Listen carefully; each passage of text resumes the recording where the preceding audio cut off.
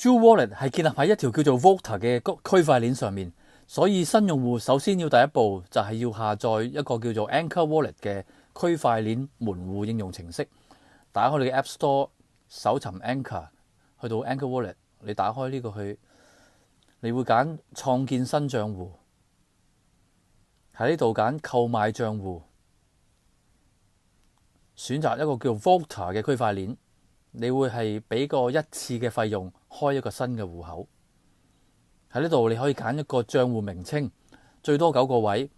任何英文字母 A to Z 或者數目字母1至5嘅任何組合，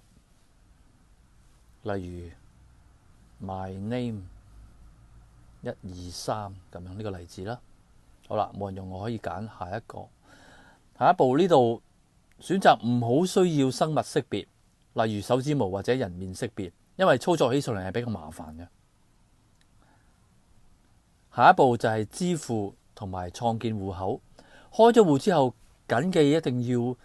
留一個備份，將你嘅區塊鏈嘅私鑰嘅 seed phrase 密碼英文字，用一個 PDF 嘅 file 打印出嚟，然後好好咁保存。